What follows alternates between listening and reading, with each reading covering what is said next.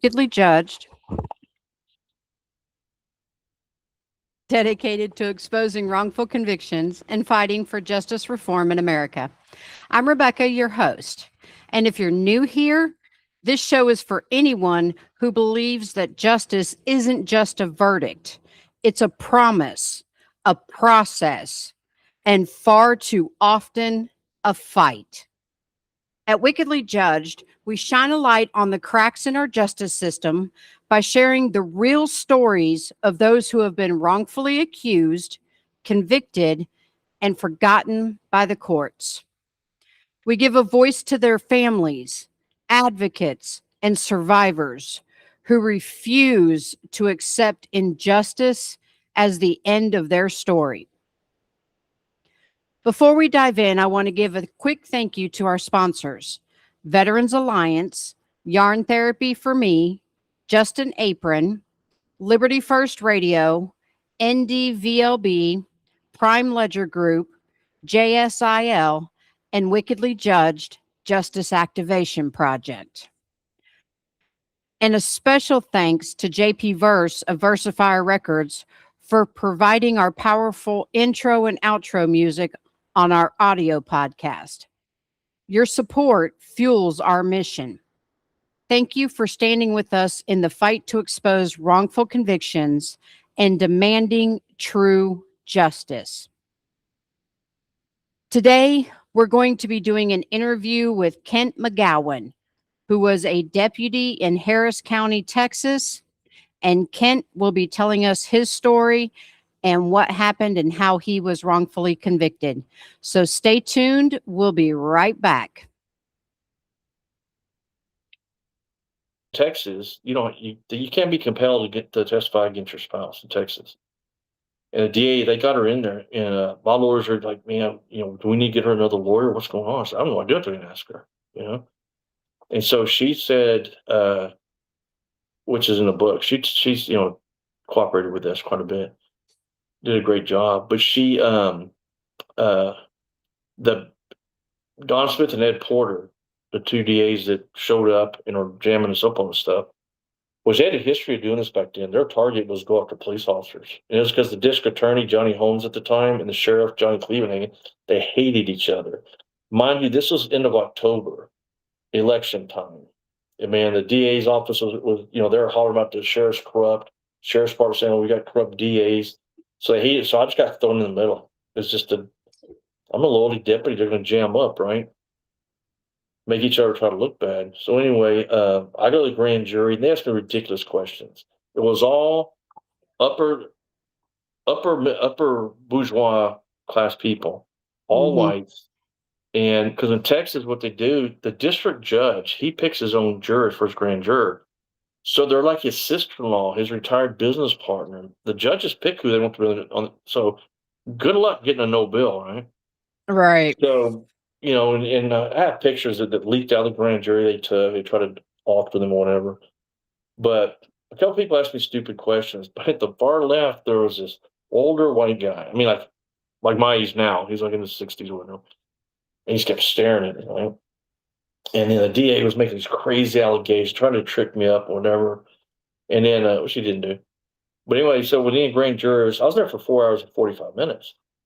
And then prosecutor said, "Is anybody in the grand jury have a question for Deputy McGowen?" Y'all's there in uniform and whatnot. And this old guy who stared at me the whole time goes, "Yeah, I got a question." I could tell his attitude. Here we go. "Yeah, I got a question." He goes, "Why do you shoot the gun out of her hand?" I said, "Well, why don't you quit watching TV? That's ridiculous. A, it's not legal. If I would have shot the gun, if she wasn't going to shoot, it could have gone off, shot me, shoot the other deputies." I said, "If I'd have shot her, she's pointing right at me, it would have probably hit her in the chest anyway." Then he goes, "Why do you fall back and call SWAT?" And I said, I was basically SWAT there. I said, "We don't need SWAT teams. It's an HPD, man." And he asked one of the ridiculous questions. But when I saw Lieutenant Coon's grand jury testimony, probably that same juror started trying to nail. And Coon said in his grand jury testimony, I have a transcripts. Lieutenant Coon said, "Oh, you want to open those can of worms?" And then the prosecutors tried to shut Lieutenant Coon. He's like, "No, they're asking questions. I'm gonna answer them." Coons ripped those because those are rich white people live out in the county, right? Right. Lieutenant Coon said, "Hey, all you people sitting out here, you wealthy white people live out in Harris County where this in the general area this happened. You know what? You need to pay more. You need to put in more. We don't have the computers, the weapons, attack. We don't have SWAT, dive team, helicopter, nothing that the city has. This is y'all's fault. Things like this happen because it's y'all's fault. He ripped them up.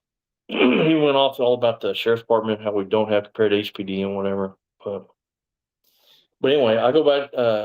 They call my wife in there. She's trying to tell me she doesn't have to talk, and the prosecutor told her, so I'll tell you what we're going to do is we're going to take you over to the judge, walk across the street to the judge, and I'm going to have him file charges for contempt of court, and you'll sit in jail. And she was 27 years old, as was I. He said, you'll sit in jail until you talk. She's just like, I know nothing. I had nothing to do with this. I don't know anything about the shooting. So anyway, make a long story short, I get called in, I think it was October 28th or 31st of 92. That major I was telling you about that ran the patrol bureau. I was owned a nightclub with him and some other people and whatnot. It was all legit, whole separate business. But anyway, he calls me on day off was Tuesday. He called me on Tuesday, and he said, he's kind of talking quietly. And I said, "Can you hear me?" And I said, "Yeah." And he said, he said, "I need you to come to internal affairs." So, all right. And he whispered again. I said, "You're going to have to speak up." He goes, "Bring your attorney." Well, all right. And I was living up on Lake Conroe. So I dropped in, I called my attorney, and he said, "Yeah, come get me." He said, "They're probably gonna give you like 3 days off because it was all the news because there's political stuff going on, right?" And so I get to, I'm trying to make this as short as possible. So there's a lot more going on than we said. But anyway, they, You're good. Just keep going. yeah, well, I go meet Bob Thomas, one of my union attorneys, retired HP sergeant, great guy, great guy. So I go pick up Bob at his office, and he said, "Hey, man, they're going to probably give you a day off, 3 days off, whatever, over just try to appease everybody." I said, "Whatever, man." He said, "Just go fishing for a few days. We'll get your money back." All right. So he goes with me, and we walk into there's a whole different building that had the detective bureau, internal affairs, homicide, robbery, they're all in there. So walking in there, and we go in the internal affairs captain's office. Well, the major's sitting at the internal affairs captain's chair behind his desk, And internal affairs captain's to the right, homicide captain's to the left. And there's a big, heavy set deputy or detective I've never seen before since, ever. Big, older guy. Bob Thompson behind me, and the major said, "Hey, have a seat, man." I was like, "What the hell?" And the major said, "Hey, man," he goes, "There's no reason for me to put this." I said, "Put what?" He said, "They handed down a sealed indictment on you today." "On what?" He said, "Murder." I literally felt like somebody slammed the chest with a baseball bat. I can only imagine. And I'd never been any disciplinary action, military or civilian police, never been suspended, no Article 15s and nothing. Life-saving medal, chief police commendations. I had commendations out the wazoo, man. Letters from supervisor, my civil service evaluations, all, well above average, and murder. And I didn't know what to say. I was just like looking at him like, did I just hear that? And Bob Thomas, he's a big, tall guy, big old guy. He goes ballistic. "You're not handcuffing him." What kind of bull? Yeah, he's going off. They're like, like, "Look, man, we don't know what the hell's going on. There's something going on. You're cleared by all of us." And I remember that old detective, older guy, man. He said, "Let me tell you something, son." He goes, "I've been doing this." I think he said 46 years. He goes, he called me deputy. He goes, "Let me tell you something, Deputy McGowan. I've been in this 46 years." He said, 42 of those years have been homicide and internal affairs. He goes, "I've handled countless shootings, hundreds of police shootings." He said, "This is the cleanest shoot I've ever seen. Two deputies get a valid warrant signed by a judge." He said, "Your two deputies didn't really know what the witness said. Try to get that idiot sergeant to go." He said, "Then the suspect had a gun that she bought, and a witness, her own son, said she bought the gun to, quote, blow Ron's fucking head off. That was her husband." And they found in the bathroom there was a box the gun came in where she bought it at Champion's pawn shop, and she lied on the ATF form 4473. That's the ATF form you fill out to buy a firearm. She was a convicted felon, multiple years in and out of psychiatric institutions. She was a drug addict, alcoholic. So she lied on all of those to get the gun to murder her husband with. But I've seen that woman 3 times in my entire life, the suspect. I don't even say her name, except like I'm talking to you the first time. Right. But the only time I saw that suspect was because when I went out there on April 3rd, she was in a psych unit over in South Carolina, North Carolina. She'd been in and out of mental institutions her entire life. She did voluntarily and involuntarily. She'd escaped out of mental institutions. One in particular that we read that her go-to was, I was raped, or trying to rape me. One of the mental institutions she escaped from, she gets out and jumps in a cab, and the police caught her, it's a few blocks down. But she said the female doctor had tried to rape her. That's why she fled. And then the cab driver is probably some guy who has no idea what's going on. She started saying he raped me in the cab. That was her go-to. She tried pulling that thing on me, the sexual harassment and whatnot. But in all the stuff you read in that book, Warrant to Kill, it's ridiculous. They said she was a Navy officer, that she was a nurse. Well, no, she was enlisted, and she made it through basic training, 6 or 8 weeks, whatever, somewhere around the Great Lakes. Well, she wasn't a nurse. She was actually getting on a plane to go somewhere for the Navy to train her to be a dental hygienist, where she gets caught on the plane, getting on the plane with a bunch of Quaaludes they used to have back then. So she gets immediately kicked out of the Navy.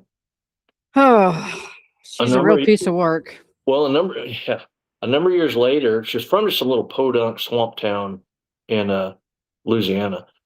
When she went to Louisiana, went back, she did get her LVN license, to be like just a nurse, whatever. Well, that lasted about 2 weeks. So she gets arrested for forging her own DEA forms. Uh-oh. It's good. Okay. And it cut off for her. She got arrested for writing her own prescriptions on the DEA pads. And then she was married to a guy. They had a quite volatile, from what I understand, quite volatile situation. Do you want me to stop if you get the camera back on, or? No, you're good. I Okay. just had to blow my nose and didn't want to do it on camera. Oh, that was polite. That was polite. Well, do you want me to stop until it comes back on? Stop. Okay. Yeah, you're fine. Well, anyway, she's married to a guy who wanted to be a police chief in some little podunk swamp town, Louisiana. Well, she tried to murder him, and that's when she grabbed her kid, the Jason kid, and fled to Houston, and gets involved with and she stumbles on this Ron White guy that she met. And he was a bigwig, I think Brown and Root. And she just meets this guy in a bar, and does her thing. And then she kind of squirrels him on the golf course. He's playing golf with a bunch of buddies of his. And he comes around the corner playing golf because he's a wealthy guy. And she had this trellis set up, and a guy there from a JP to sign the marriage license. And like had her family there, and she's in a wedding dress, and he's playing golf with it, and kind of embarrassed him into it. So mom's going, oh, okay, marries her. Wow. And at the time of the shooting, I was 27. She was 43, and her husband, Ron White, was 56. And Ron White had already left her because she was insane. She tried to beat him to death with beat him in the head with a broom handle. They fought all the time over her drugs and her insanity and over her kid. And then Ron left her for another woman. And then he left that woman. He was 56, maybe 57 at this point, and gets their 17-year-old illegal alien maid pregnant. Oh my gosh. Oh, the day after the shooting happened, he moves into the house with a 17-year-old mother of his kid and her kid, and they're walking with strollers down and the people calling the sheriff's department in the neighborhood. Can you do something about this? This is crazy. His wife just gets killed. Nothing we can do. The shooting occurred on a Tuesday night, like 1:30 Tuesday night. That next Saturday, and this is a very nice neighborhood. I'm talking doctors, lawyers, CEOs, professional athletes. They had a block party that next Saturday in the neighborhood. That they were gone from the neighborhood. They were so glad to get them out of there. They had terrorized that neighborhood for years. Wow. And we have statements from the neighborhood, the homeowner association president, board of directors, the neighborhood's security coordinator. She was liaison between the neighborhood and the deputy that worked out there, whatever. All on my behalf, saying they'd never had a complaint from me. That nobody had ever complained about me. In particular, a suspect never said anything to me or to them about me. And that, all the people in the neighborhood knew who I was. Maybe I was a little aggressive on the teenagers because they're like idiots. Yeah. But nothing but good. I was polite, professional. I met with them this is like 10 people, Wow. out there. But they, where were we? Oh, about Susan White's background. Well, then when she tried to murder her husband, she fled. And he was a police chief of some little Poland town. I think that guy's still alive, actually. But This is another point. I mean, I'm 61 years old now. This happened when I was 27, you know? And I'm not going to disparage the suspect, but as I told my attorneys, you need to put my wife on the stand. You need to put these girlfriends, a couple when I was married. That's just police culture. But then when I was divorced for 7 years, I said, you need to put them on the stand so the jury will see, okay, this is what the suspect looks like, and this is what Ken, his preference in ladies is, if you will. I would not giving her time of day. She was a drug addict, an alcoholic, her teeth were rotted, criminal son. She's divorcing this nut. This is like she's been divorced. I think she's been married like 3 or 4 times, you know. But she had this thing for police officers. That's how Captain Harper had an affair with her. She kept calling 911. I was telling you earlier, every night. Well, then the sergeants would go out there and say, "Hey, you can't be doing this, man. It's illegal to call, bogus calls 911." They Right. couldn't control her. So the ship commander, lieutenant started going out there. Hey, you have enough negative stuff going on in your house. You need to cut this shit out, you know? And then the captain went out there and he was married. That started their affair. And the interviews with some people out in the district, the guys that were with me, they've been there for years and years, homicide, homicide detective, and their interviews with Michael Tabman, he asked them, who all was she sleeping with? They started naming names. Captain Harper, yeah. And there was a deputy out there. I thought he was a good dude. He still is, I'm sure. But his name was Matt Smith, Matt. And in that book that Catherine Casey wrote, she wrote 4 different versions of Warrant to Kill. It even says in that book that Susan White was telling, she only had like 2 friends. These 2 women were so crazy. Even the DA never took them to a grand jury. The civil lawyers didn't do it in the federal trial, which we won. And the DA showing them put these nutty women on the stand. But they even said I was saying about that. My phone is pinging another message trying to avoid it.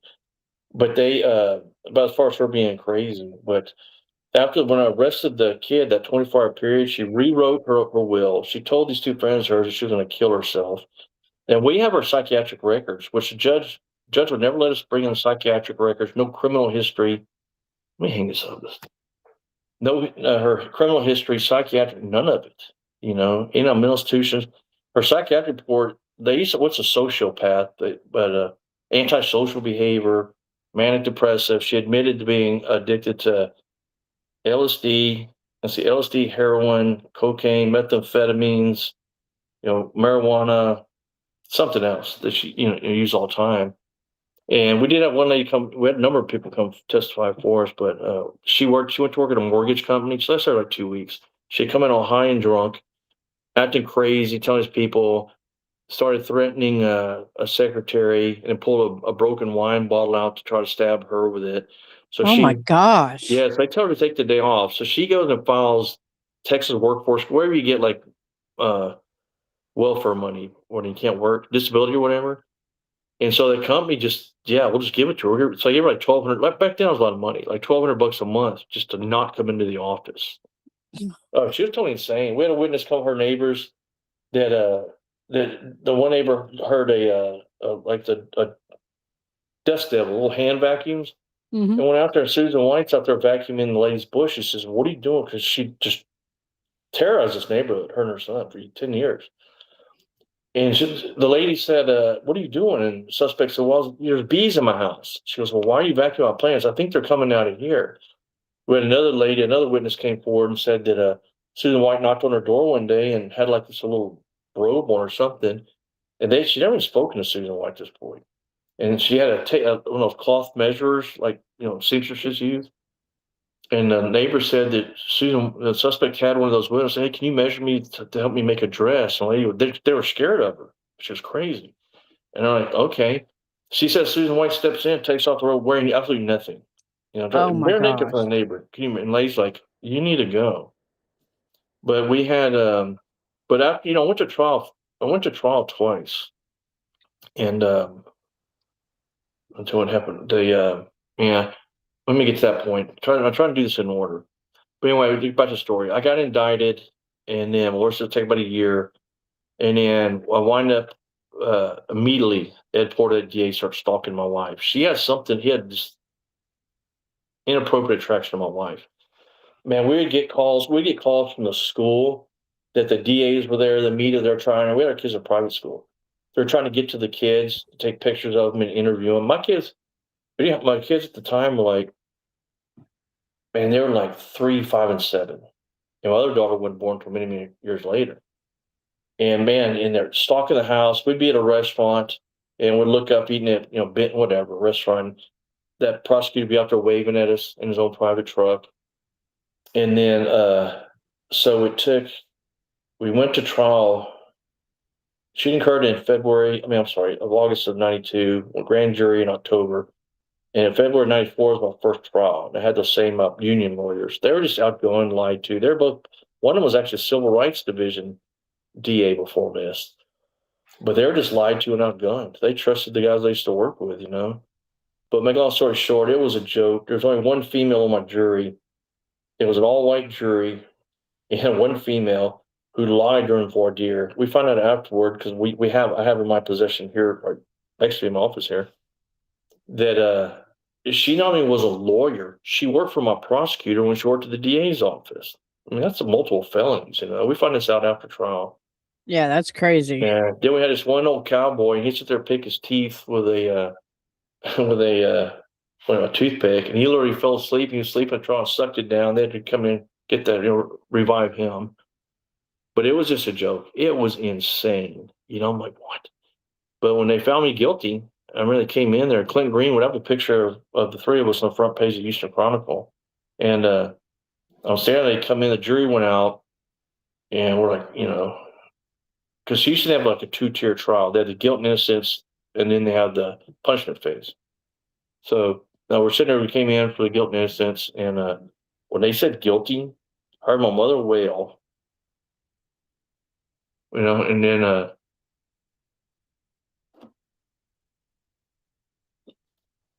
Brian Beanke, my lawyer, he just broke down crying.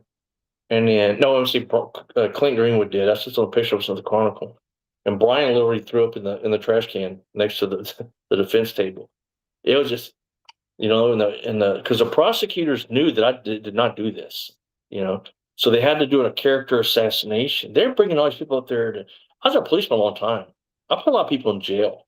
I put a lot of people sent them prison. They're just randomly selecting people. People that saw me on TV. Oh, that's that old asshole cop from 4 years ago. Whatever.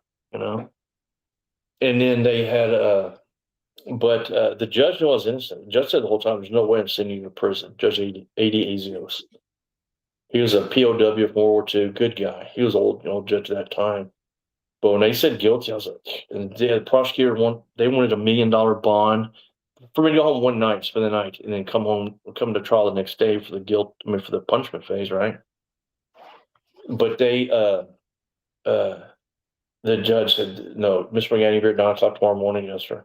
So go home and try to relax." No way, hell no. So we knew in the Texas law at that time, if you had 15 years or less, you're eligible for an appellate bond. Well, my bondsman lived across the street from me at my lake house. He was fishing. We fished together. So he's there with the paperwork ready, right?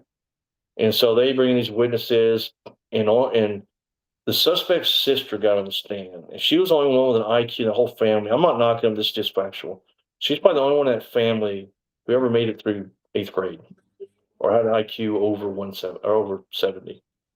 I think she was a school teacher or something. But she had this real thick, slow Louisiana drawl.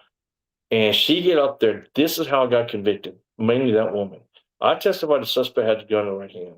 I see it. I see that shooting as a Polaroid picture still in my head of my block with a slide back, 2 sprint casings in midair in the turn of the suspect. That's a still picture. The gun was in her right hand. I mean, I could have any time said the gun was in the right hand. But we go to trial, and I'll back up in a second. But they come back and give me 15 years. And her sister was up there, little Susie. Her family had not talked to her in more than a year because she was crazy on drugs. They had nothing to do with her or her kid. But they're from non-moneyed people, And my family my dad was an oil and gas company owner, and they saw lawsuits suing the city, the county, and all that. They saw money, Yep. So they had to get me guilty, right? So I testified in the first trial, the gun was in the right hand. And so they She gets up there. Little Susie was so left-handed. We shopped and shopped to get her some left-handed golf clubs, and poor little Susie. Last time we saw her, she was waving bye-bye with her left hand. None of it true. All right. So let me back this up. Then we after who came forward about that. But during my trial, I'm trying to keep this as concise as possible, get some high points to it. But Steve Clapper was a DA investigator. My shooting happened on his third day there. He came from retired HPD homicide, so he's trying to make his big name for himself. But the shooting happens Tuesday night, like 1:30. All right. That next morning, Ron White, his girlfriend, and their baby move in.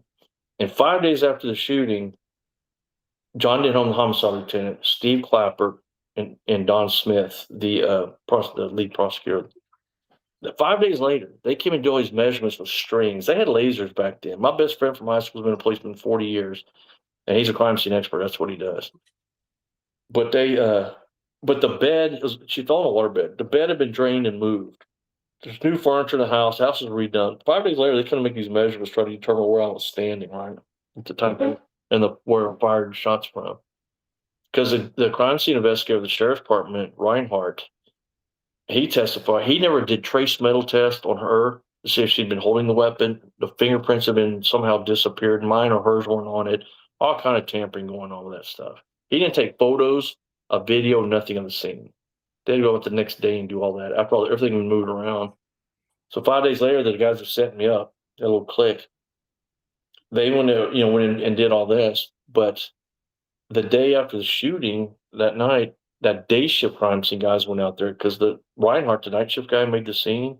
He left a bullet there. He didn't get the glass. I didn't know she's wearing glasses. With her a year later, I saw the autopsy pictures, but he didn't recover the VCR converter box for bullet. He left false evidence there.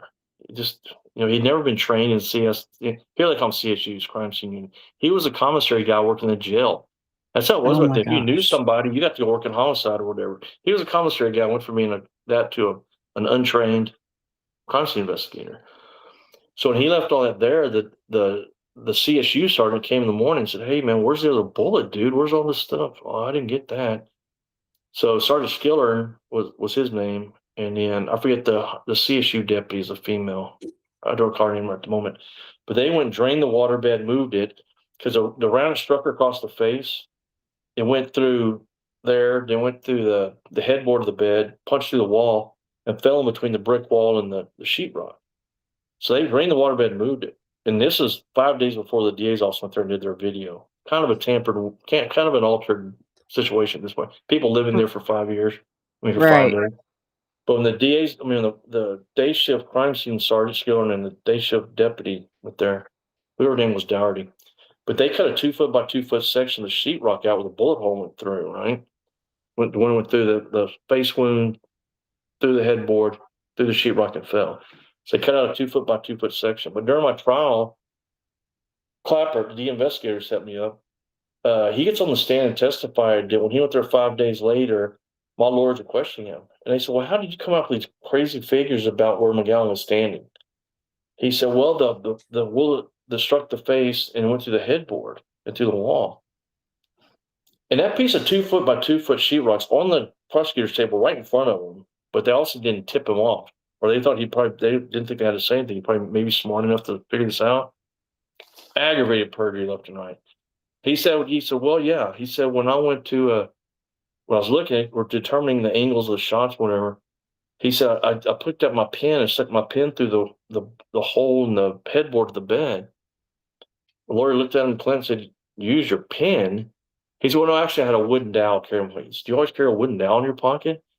Well, remember, if you put a wooden dowel through the headboard into the wall, well, it's a 2 foot by 2 foot hole in the wall. You can wiggle it in any direction, right? Right. See what I'm saying? And so Greenwood said, "Well, had the furniture removed?" "No, absolutely not." "Was there construction going on in the room?" "No." "Did you look behind the bed?" "Yeah, yeah, yeah." "How big was the hole?" "Oh, it was the size of a large caliber handgun round." "Yeah, it was a 2 foot by 2 foot perfect square cut out, you know." Right. So obviously they didn't put them on it the other time, but there was all that stuff just all through the trial. But anyway, after the trial, I get found guilty, right? I get 15 years. So we're all jumping up and down, yeah, because I'm going home, not to prison, right? So everybody's going, what? Because I knew if I got 15 or less, And so I remember Judge Azios calls. He said, Mr. McGowan, you bring your lawyers and approach the bench. I said, he was an old guy. He was meant by the book. Great guy. Marine, POW, World War II. But look, you need to get the best lawyer you can, take this up on appeal and get this off your back. And I don't know why I said this. I was like stunned, it was all going around. It was totally bizarre in that situation. It's like it's not even really happening to you. I remember the judge, I said, well, who can you recommend? He said, I can't recommend FBI camp, but your lawyers, Greenwood Beacon, know who to talk to. So we went right out and called Max Seacrest. And he's kept me out for almost 10 years, won 4 out of 4 appeals. But after I got convicted, Clint Bryan there's 2 different stories. I'm sure which one's what. They got just delivered to him anonymously, or they got to call off this lady named Virginia Smelter. She lived in that neighborhood, and she was, I think, the president of the then that neighborhood. The shooting occurred was Old Oaks, and it was Old Oaks Ladies Homeowners Association. Well, the suspect, kept imposing herself on these normal, upper middle class wives or husbands at work, and they were so scared of her. She was so crazy. They started videoing the suspect. And so we get this videotape after my shooting, and it had the suspect bowling, eating, writing, smoking. Bowling, you're writing on the thing. You have bowling alleys, you're writing the scores to be up above you. Everything Right. is right-handed. Golf, tennis, everything right-handed. And then I was never told about that videotape until almost 10 years later, because Oh, wow. they're afraid it would piss me off so bad I'd go holler into the media with it. Yeah, until after all my appeals were done. But in between, up to my front, right after the shooting, we're living at our lake house on Lake Conroe, about an hour and a half north of Houston. Man, I would find dead fish, dead crawfish in it, because that one was in Louisiana, in the mailbox. Had our window shot out, tires cut, brake lines cut. I received death threats. My parents were receiving death threats. And then after my first trial, it got back to that Judge Azios. And he called us into his office, and he said, look, I have great concern for you and your wife, but I have utmost concern with your children. Something happened to your children.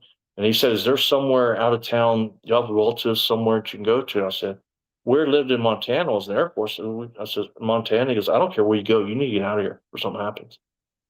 So Michelle and I take our children to my parents to the ranch. It was not too far. And we went to Montana. Michelle and I did.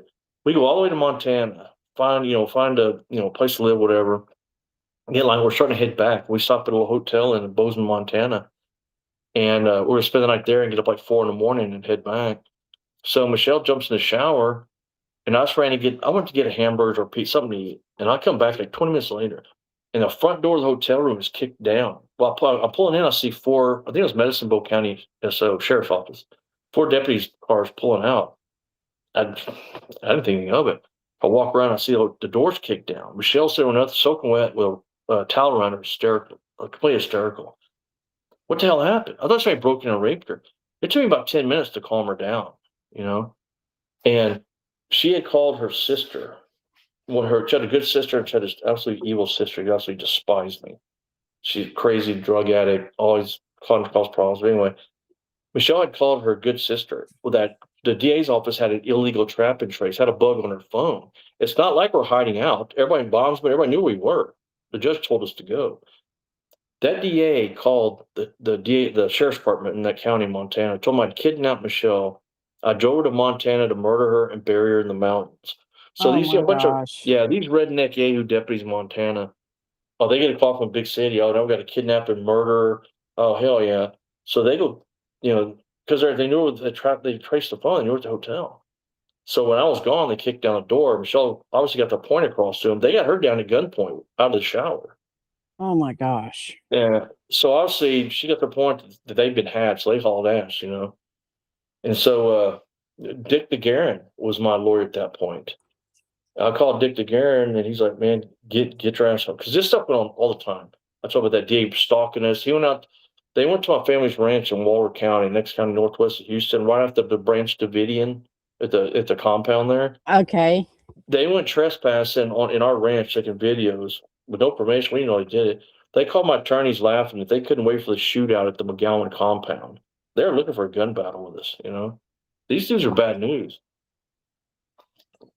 So anyway, to get back to the story, the Virginia smelter came to us, that left hand, right hand thing. Hired Max Sechrist. He gets my case overturned. The state appealed it. It took 3 years to get it overturned the first time. It overturned on my birthday, which would have been 1997, on my birthday, 1997, April 3rd. I had a brilliant Max Sechrist, George McCall Sechrist. All these lawyers I had, they're all involved in Enron, the Branch Davidian. These are top of line lawyers. But I get a call like 7 o'clock in the morning on my birthday, and it was Stephanie, Mac's secretary. I've been dealing for 3 years. We all knew each other quite well. Stephanie calls me on my birthday, and mind you, for this 10 years between trials, nearly 10 years, our kids were teenagers. We had a younger one, 3 teenagers, and lived at the lake house. Beepers, phones, knocks on the door. Anytime there was my beep went off, phone rang, and I could be having to turn myself in, for 15 years. So for Right. every time that happened for 10 years, I just cringed. It took a toll on me. Well, I mean, I can Mhm. definitely imagine that. Plus, what kind of trauma did it cause to your children? Yeah. Having to go through that, wondering, is this the phone call that dad's going to be Yeah. gone? Well, I've been asked by many, many people, since I got out, why don't you just drop this? And in the book, my best friend, he had to use a pseudonym in the book as his political, what he does now. In the book, it's Stead Bingham. He's been a policeman 40 years, been my best friend since high school. And he said in that book, Jerry Langton wrote the book, asked Stead, his name. And he said, why doesn't Kent just drop it? And he said, you know what? He said, Kent never has. He just can't drop it. And he said that just so much has happened that he's just got to get the truth out. Then Ray Hunt, the executive director of the Houston Police Union, that's a fantastic story, him and the Rangers. But when Jerry Langton interviewed Ray said, people like Kent, he said, Stedman said that he said Montoya's never changed, since the day this happened, never, not one bit, because I know exactly what happened every moment of this. Right. But he interviewed Ray Hunt, the executive director of the Houston Police Union, and he said, and he asked Ray, Jerry asked Ray, why do you think he didn't drop this? He said, because I've seen this before. He said, brilliant guy, man. One of the best people I ever met in my entire life. He said that when this happens to people, they can't get over it. Nope. He said they've been so deeply wronged that you can't get over it, And over the years, and particularly since I've been out, I've had many people, meeting, whatever, ask me, why do you fight this? And I said, there's 4 reasons. One reason is there's much due justice needs to be had for my family. This isn't just me, man. This is my entire family. I have grandkids now that have to deal with this crap, you know. But and yes, much due justice for my family. Much due justice needs to be meted out upon the guys who did this. The Hmm. second reason is in a 22-month period before I got out, I lost my favorite aunt, then my mom, then my favorite uncle married to that aunt. My mom died, then my dad died, then my son died, and then my sister-in-law had divorced when I was 9. All passed away. Boom, boom, boom, boom, boom, man. Right, one after another. And then, but I lost my parents on our deathbed separately. They died 11. We knew when one went, the other one would. They died 11 months apart, which is not uncommon. Yeah, I promised both my parents. They said, "You will fight this until your name is cleared and our family's name is cleared."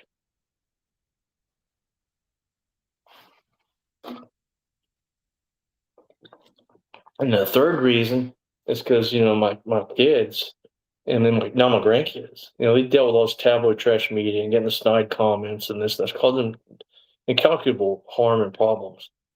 And then the fourth reason I do this is because these assholes that did this, Clapper, Denholm, Porter, those guys need to be held accountable. They've not only done this to other police officers, they've done this to countless other people in their 50-year careers, as police officers, DA investigators, prosecutors, attorneys, and that they've clawed their way up, doing this to innocent people.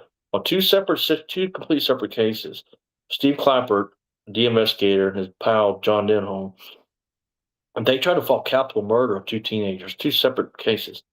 I almost got these kids, or something had nothing to do. Almost got these kids executed just to make a name for themselves, you know. But here's some bad guys. I go on and on and on about that. But anyway, back to the story. During those years, I couldn't get a job. I got 6 jobs like within 8 months. When this first happened, the prosecutor kept calling people. Oh, he's a crazed murderer. He's a crazed murderer. So I get fired every time. That's some crazy. That's in the book. It's in the book. Some crazy. One guy paid me 40 grand just to leave him alone. Then I wound up in a prison named after that guy. Oh, But wow. one of these guys, a company owner I worked for, you could make. Excuse me, you cannot possibly make up this stuff. No, But anyway, you go through all can't. these appeals. All kind of stuff happened in appeals. Stalking. I was in business, I think in Birmingham, Alabama. I call Mhm. home. I call home every night, and Michelle's hysterical, crying. Ed Porter, she took her kids down to their cousin's house for one of his birthday. It's like at Christmas. We got dark early. But Michelle comes home, shuts the door. There's a knock on the door. I told her, lock the door for years. Lock the door. Look out the people. Don't open the door to anybody you don't know. Right. But she was in a hurry. Came in. She said the guy he'd been hiding in the bushes. It went like 5 seconds to knock on the door. And Ed Porter, the prosecutor, which is this big looming 6'3", patchy beard, bulgy eyed, not a handsome guy. He looked like a very shady character that he was. But he barges in the house and he starts telling. So this time we caught him because it kept going on. We kept trying to report it, but he told Michelle that I was going. He knew I was going to be gone. That I'm on the road. That he can come be with her. Christmas is coming up. He can make arrangements for me to be in jail so he can spend Christmas with wife and kids. Then he told her, this is how he got him. He told her that he had a 17-year-old daughter who passed away. How would we know that? And that Right. his wife had left him. He's not to spend Christmas with his elderly mother. We wouldn't know all that stuff. So at that point, I'm in Alabama. She tells me, I'll call my lawyer. He said, man, get your ass back again. So I get back, and then they all went to everybody went to the judge. The judge got on the phone, called the district attorney, get that idiot Porter down there, and ordered him to. Every time we change our phone numbers, we had a list of numbers. He would just subpoena and start calling us again a couple of days later. So the judge ordered him to stay away, have no contact with us.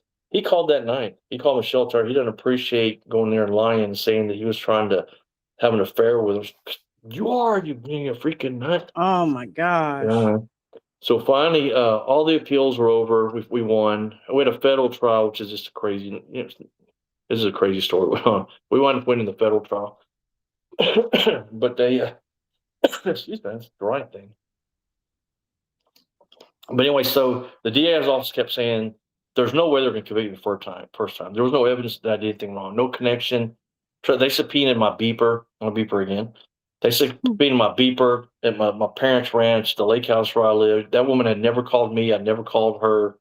Nobody ever seen us together. She never mentioned my name, But don't have to tell you earlier. The only time I ever saw a woman was maybe 8 weeks before the shooting at a civilian. You got ride-alongs with you, civilian observers. And a Right. guy riding with me, and I'm driving down the street, and I happened to see a patrol car parked in the driveway. Well, I knew where all the deputies lived up there because there's only a handful of us. I knew no deputy lived there. So that was odd. So I turned around because if a call would have dropped, that was in my beat. I already got the call. There was no call. And the car's parked in the driveway. You never do that on a call. You park, like I said earlier, a house or two down for safety reasons. So I get out, and this is like 8 weeks for the shooting, I think. 7, 8 weeks. I walk out and the door's open. I walk in, there's a gun sitting right there on the bar, right in the door, which was trying to shoot me with, right? So I look at this deputy, Matt Smith, and he's sitting in the right hand. Like I looked into the living room, chair, and there was like a fireplace right in front. I saw it was large. This is where the shooting happened a number of weeks later. But he's kicked back in a lazy boy chair just like a social visit. And he's in uniform in a patrol car. And the suspect's sitting in a chair on the left-hand corner, and I never even look at her. And there was some other witnesses there, those teenagers that wound up getting involved in all this mess. And the only thing I said, Matt Smith said, hey, why is there a weapon laying here on the scene? Because I got it. And then even those they gave testimony to those teenagers that were there that I never looked at that one. We didn't say a word, and also didn't know each other. That's all. That's the first time I ever saw her. And then Matt Smith, we come to find out because in that book and whatever, that Susan White was saying that she had a deputy that taught her how to load that gun They wanted to put me and how to shoot it, which Matt finally admitted to doing it. And Matt was a boxer, and in that book is in the other book by Catherine Casey, tabloid book, saying that how I took Susan, that there was a deputy that took Susan White's shoulder how to box. Well, that was Matt. And even in that book, A Warrant to Kill, the tabloid trash book, the woman who wrote it, she said in there that she was saying Matt, inmate, like short for Matthew, M-A-T-T. And then she said, Matt this and Matt. And she said, or was it, in quotation marks, Mac? Mac, my last name is McGowen. I've never gone by Mac. Nobody in my family's ever gone by Mac. Right. Nobody's ever called me Mac. And it was Matt Smith. But anyway, all the appeals go through, and then they said they weren't going to retry me, and I knew they were. So I had an uncle who was excessively wealthy. He's a good guy. He stood behind me this whole time. He helped finance a lot of it. And he called me to his house one day. He said, "Hey, this is destroying this entire family, because my dad had to close the oil business he had for like 40 years because they started investigating my dad. My dad's never taken a drink, smoked a cigarette, said a cuss word, let alone anything criminal. Never had a ticket, nothing, But they were trying to destroy us. And then DAs were prosecution. But then my uncle said, "Hey, I'm gonna write the check. You can go talk to the top 5 lawyers in the state," narrowed it down to 3. So I went to Max Sechrist, my appellate attorney. We met with him, and he wanted $1 million cash up front. He said, "This is a non-refundable retainer." He says it's going to be $1 million cash up front, non-refundable retainer. And he said it's going to run way past that, and you're going to have to pay it. Yeah. But he never lost. And in hindsight, if we would have paid that, that would have saved us money, and I'll probably never gone to prison, because he said Right. there's so many Brady violations. He said, "I can't tell you we're not going to go to trial." He said, "But what I've got those years of appeals." He said, there's a very slim chance we'll even go to trial about this. So anyway, with him, and I think Dick DeGuerin, he and I just bumped heads. And then, but I wound up going to Dan Cogdell, the lawyer I had for my second trial. And I'd seen, because my other lawyers, Greenwood and Beacon, they were good dudes, man. But they were just like mild tempered.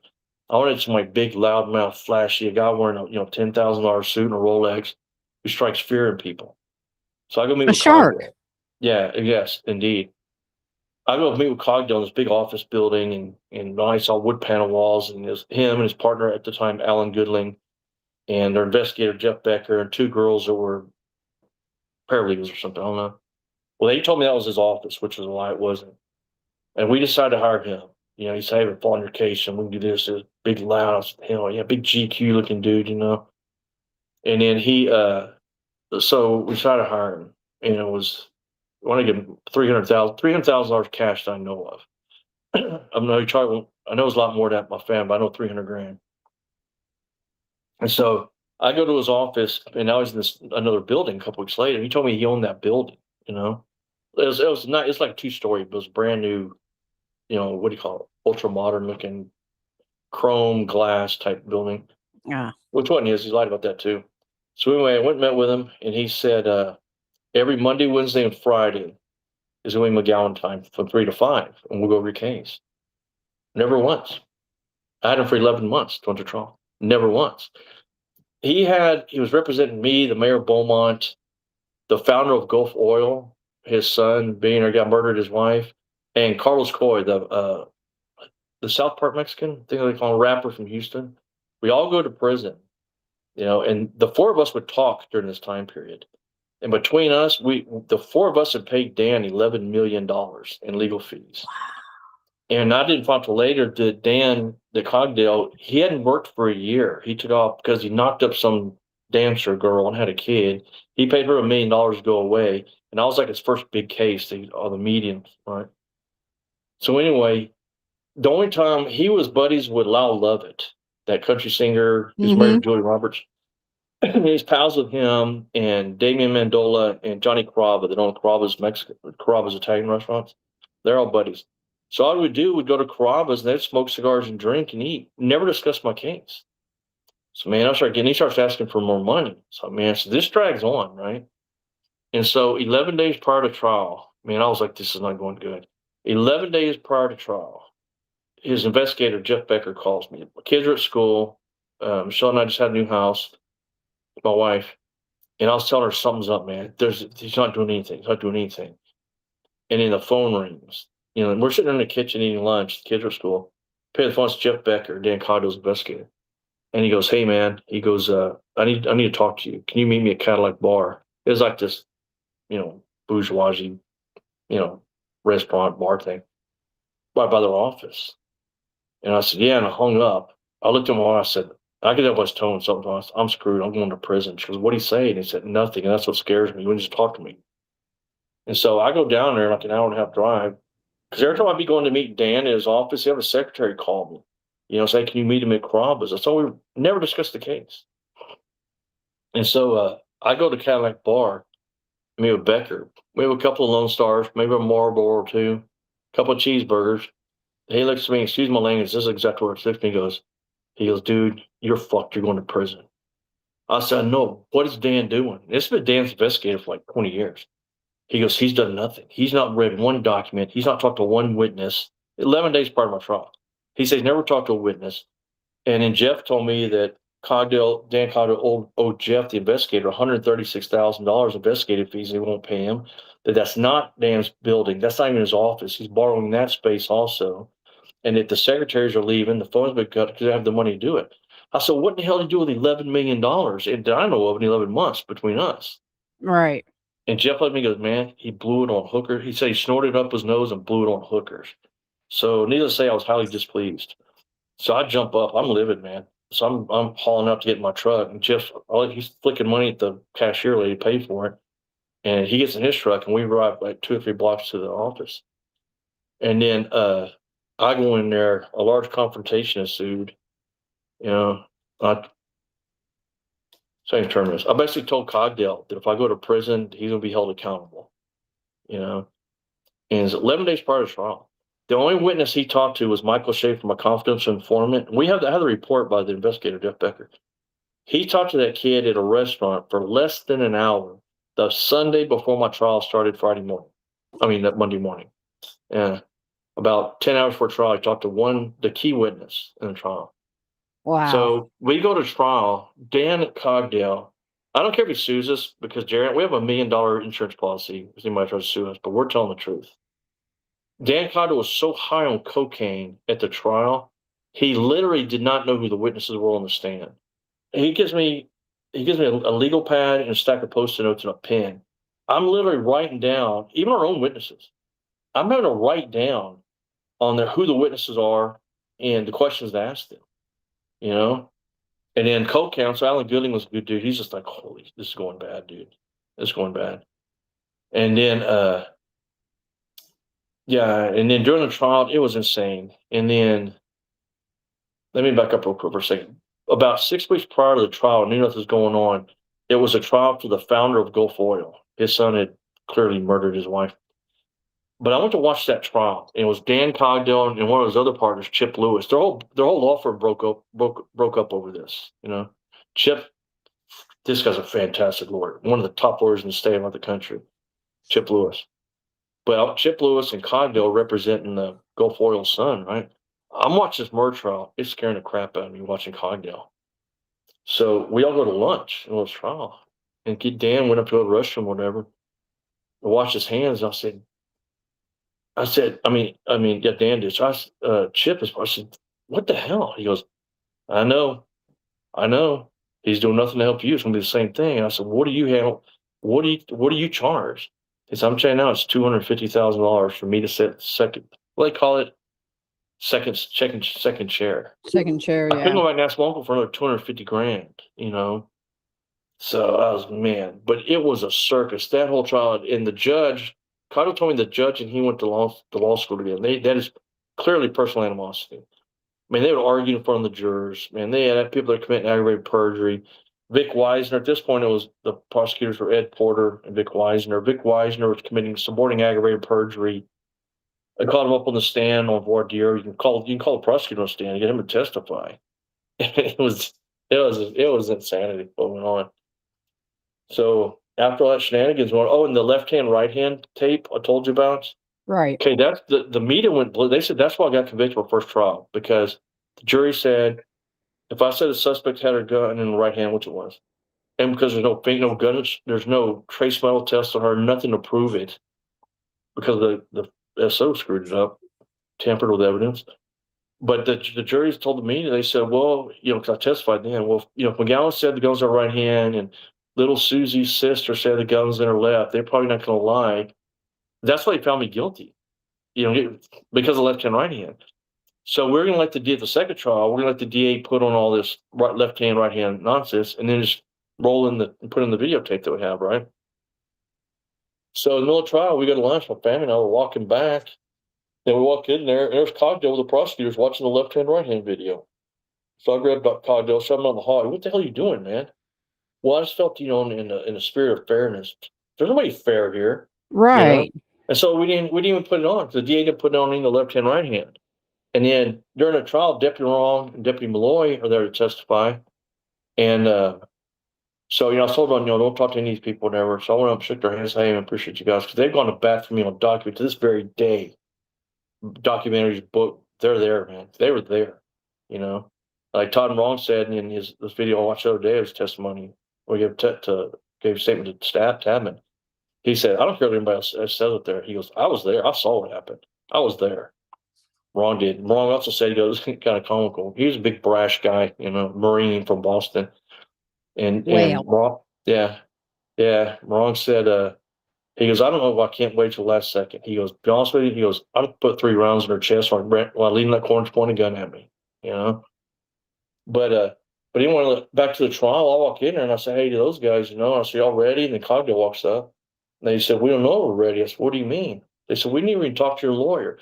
The 2 officers that stood there with me at the shooting, the key witnesses that were there and saw it, my lawyer had never talked to them. Oh, my gosh. Yeah, so I showed Cogdell. He never talked to anybody except for the informant for an hour. But I showed Cogdell in the hallway. I said, man, he goes, well, I don't need to talk to them. I had their testimony. I said, that was 10 years ago, man. But needless to say, to get on the story, I got found guilty again. I told them I got 20 years. They found me guilty on whichever day it was. And then the judge ordered my bond revoked. And so Cogdell, my lawyer, throws his pencil up in there. Well, I'd expect no less of you, to the judge. So it wasn't working in my favor, his animosity toward her. And so it was on a Friday. It was my anniversary and my birthday. So I got married 6 days after I turned 18. So he fell on Saturday and Sunday. So I get sick in jail, county jail. I knew everybody in there. I trained most of the people in there. So they did not want me in that jail. And so I spent that in jail, come back. I get 20 years, and I hear my mother wailing. My dad breaks down. And I was just, then this is what it was. Because you know what? It wasn't like your husband, other people that, well, I'm sure it happens a lot, but it wasn't like it was a misidentification. Right. Or it's not like it was a DNA thing, or it wasn't like an overzealous prosecutor. What happened, I was maliciously and feloniously set up by these guys. It wasn't like an overzealous prosecutor, like in your, from a little note about your husband's deal. Just trying to get somebody. I mean, these guys had personal issues. And I told you, Ron Akerman, my partner, he did 17 years in prison for sexual assault, when even the victim, if you will, saying that nothing happened. We don't care. We don't like this dude. Boom, ruined his career and sent in prison for 17 years. That's crazy. Yeah, but yeah. So anyway, that was actually my 20. They're trying to get me out of TDC, so pretty much immediately put me on the bus to prison. I had nothing to do with prison. Didn't know anything about prison. I get there and it's nighttime, right?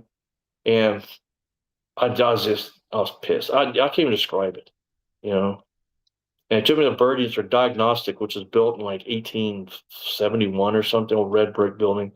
I get in there, and because of who I was, they put me in. Well, let me back up before I get to the prison thing. My lawyers went there after I got found guilty at the time. Dan Cogdell had called a press conference, because he thought he was going to win, and that's going to be starting his whole career back up. Well, he burns off the back to the judge's chambers, leaves Alan Goodling and my family to make his co-counsel to the news. He's a little nerdy guy with little glasses and whatever. His stories about Cogdell are disturbing, to say the least. He's come forward. But Alan Goodling went and talked to the jury, and he said, there was nothing. How did you possibly find him guilty? And the jury said, Yeah, the jury said, well, he didn't testify, so something happened, so we thought 5 years was enough. So you didn't give him 5 years, you gave him 20. No, we gave him 5. He goes, no, I was sitting there, I'm his lawyer, you gave him 20, I just saw you do it. And they said, well, no, the prosecutors, I think this might be unethical, possibly illegal. The prosecutors went into the jury during the deliberations and told them because of who my family is, or family was, they're gone, who my family was because I was a police officer, that I'd have it easy in prison, which all that made it exponentially more dangerous and difficult on me, probably any other prisoner. And they Absolutely. told them, and they told the jury I only had to do a quarter of my time, which back then it was. Which and they gave me 20 thinking I'd be on in 5, which as I assume I certainly know that being eligible for parole and getting parole is 2 completely different worlds. It doesn't do with each other. It's It doesn't do with each other. So anyway, I get sent to prison and I get there my first night there. I get there, it's nighttime. So they put me in safekeeping, like on the 3rd floor. I mean, it was built, I think 1871, bird unit was, in Huntsville. Loud, rattling old bars in there. I go up on like the 3rd floor, and I was definitely the only Caucasian guy on the entire block. Definitely the only heterosexual on the block. Back then, they had flies in the front of the boxers. You know what I mean? mhm. I'm going down the road, and these guys all bent over, butt cheeks spread, saying, "Hey, this and that." And so I'm like, I thought that's what I'm going for 20 years. I knew nothing about appeal, none of that stuff. I was, oh hell no. So the next day, they get us out to shower. I'm the only white guy. I'm standing there. I was probably older than everybody else. They were all, like 5 or 6, dudes in there doing their thing, staring at whatever. I thought, I'm gonna do this for 20 years. I was trying to figure out a way to escape out of there, man. And then I was there for like 5 days. Then they come tell me you get a warrant to go back to Harris County. So I figured they're gonna try and jam something else up on me, right? So Harris County Sheriff, where I work, a van comes, 2 deputies, 2 dudes I knew, you know. So they do their thing, and I'm all shackled, and they give me the van. They take all that off, man. You want to go to Whataburger? I've been in like 5 days. I had slept in 5 days, but yeah. So I had to just go sign a document for my appellate lawyer. So they bring me back to Huntsville to prison. And then they had when you go in through diagnostics, they have sociology 1 is like your family. They try to Mhm. get you to tell everything about your family in case I guess if you escape or something. I told them all lies. I said I'm not telling you anything, so I was telling lies. Oh no. To say I didn't cooperate with the prison people for 20 years would be a gross understatement, I assure you. But then sociology 2, they went over your case, right? And I'll never forget this. It was this black lady, mid-40s, very, very professional looking. I go into this big desk, and she had 4 big 3-ring binders spread open, and she had 2 smaller ones on the ends of those. And I walk in, and it's probably one of the only probably 3 nice people I met in 20 years in prison. I never forget what she said. And she said, you know,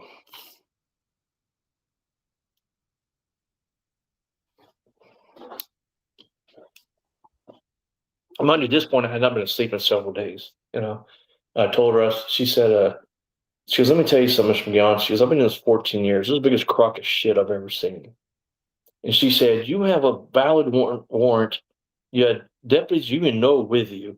They found the suspect, the gun illegally bought. Her own son testified she was using to blow her husband's effing head off. She pulled a gun, all this, that. And she goes, why are you here? Right. You know? I try to tell her. And she goes, tell me you have lawyers trying to help you get out of this. And I said, I don't know. It's not hurt from anybody. I mean, you can have business stuff while you're going through that. And so the stuff she was telling me. And then a few days later, some guards come and get me. They said, hey, you have an attorney visit. So I figured it was going to be Cogdell, stupid me. I go down, it was Jack B. Zimmerman, Marine Corps full bird colonel. He was also at the Branch Davidians. All these lawyers I had were guys that went on. As a matter of fact, they made a movie about Dan Cogdell, starring Giovanni Ribisi as Cogdell. And a friend of mine is taught his friends with Ribisi, the actor, and he called him and asked him about this. It's the guy who's involved. It's the documentarian guy's looking at this. He's buddies with Ribisi. He called him, and now Ribisi, the actor that played Cogdell in the movie, told him that Cogdell's the biggest asshole he ever met. He'd never seen such an arrogant person. You know, Wow. yeah. If you just go to is it on Instagram or YouTube? It's called Cogdell Uncensored. Yeah, watch his clips. He does. He has like that he's something else. But I also tell people this: there's a lawyer, if you want to do a little pooping and snooping, if you will, a lawyer in Houston named Murray Newman, Murrayman, badass lawyer, former prosecutor. He's like me, he stands up for right and wrong. But he has a blog. If you go to Murray Newman's website, click on his blog, and punch in Steve Clappert and John Denholm, the two characters set me up. Yeah, see what's on there. Hundreds of posts about them being idiots, about them setting people up, being corrupt. And these are all people that are 10, 20, 30, 40-year veterans, Houston PD, sheriff, district attorneys, lawyers. Same At about one, those guys.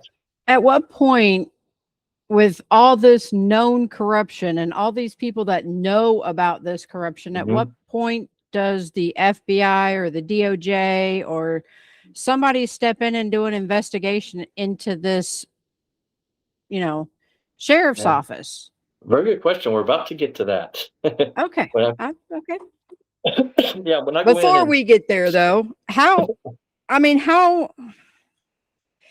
you see movies in Hollywood when a cop goes to jail and he's public enemy number one, and how close to what you went through are the Hollywood movies?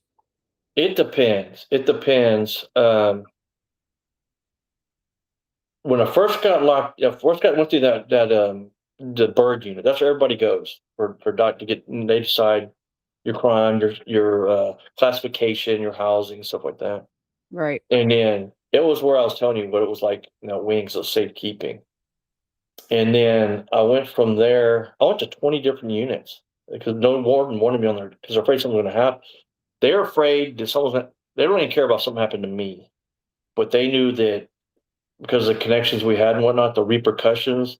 I told every warden, you better hope I don't stump my toe in here, And then, but it went from Goree, they bounced me around, and I wound up at the Price Daniel unit. I've been in maybe 90 days and been to I didn't know. That moved me in the middle of the night by myself. And all the Texas prisons, they're out in the freaking middle of nowhere. And that's why you get these prison guards that are just, country ass people, And then I'd be dark when I get there. And I'd go in there and they'd put me in a little, 4 foot by 4 foot, cell. Couldn't even lay down there. I'd be there for 2 or 3 days. They'd bring me classification. It'd either be like the warden and a major or assistant warden. And the other day, 3 or 4 people. And they'd ask you about your case. We're going to house you here and make you work. Don't let these stories end just because this episode is over. If you believe in the work that we're doing, here's how you can help us right now. Follow Wickedly Judged wherever you listen to podcasts. Share this episode with someone who cares about truth and accountability. Follow us on social media. Leave a review. It's one of the fastest ways to help more people find these cases. If you happen to share a post on social media, tag us so we can thank you and amplify the conversation. And if you're able to support the mission directly, please donate to help fuel our investigations, advocacy, and education efforts. Or support the work by grabbing merchandise at wickedlyjudged.com. Every share, review, donation, and purchase helps us keep pushing for real justice reform. As always, stay informed, stay vigilant, and stay hopeful, because nobody deserves to be wickedly judged.